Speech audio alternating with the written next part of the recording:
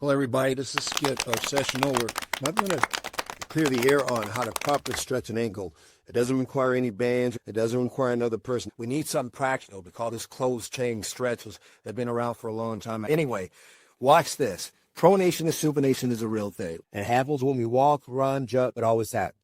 Starts from the butt down. Pronation and supination. We all know this, yeah? Now, we don't need any more than that. We need that mobility. To take the foot past its normal range compromises the ligamentous integrity. The ligaments are there for a reason. Detach bone to bone. Going beyond that does nothing but traumatize the tissue over time, and that we don't want. Half fold, get one. You won't regret it. I put my foot on the half fold, I can pronate and supinate. Now I bend the leg, this leg is bent, and I do the same thing.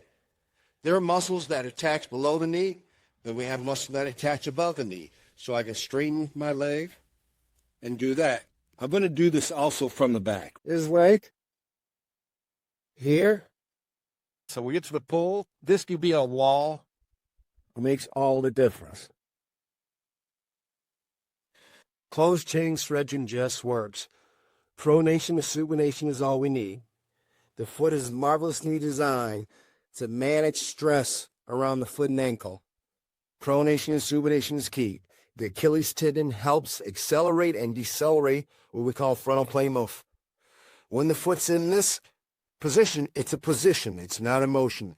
This is a motion in a position for the frontal plane. When you're against the wall, you're doing the wall stretch, you feel tension on the Achilles. Get in that same position and do this. You will notice the difference between the two. Get a half fold. Do the same thing on the half fold. You really only need that much. I've been teaching this technique for years to runners in this area, Ypsilanti and Ann Arbor, who thought that they needed to hang off a curb or a box to get full mobility. They needed to test things this way to get that wedge or rock in there. For plantar fasciitis, for ligaments along the foot, the Achilles tendon, the muscles in the foot, that's all you need. For those of us who have healthy feet and ankles, doing things on the foam roll or doing them flat-footed on the ground, and if the shoe is on, we can still do the same thing. So, the knee, make sure the foot doesn't bail out. Make sure the foot stays straight, and then you can pronate and supinate.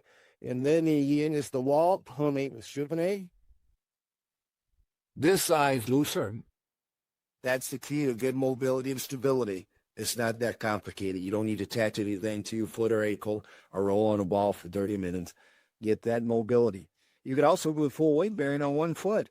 It works because we perform on our feet. This is Skip. A session over.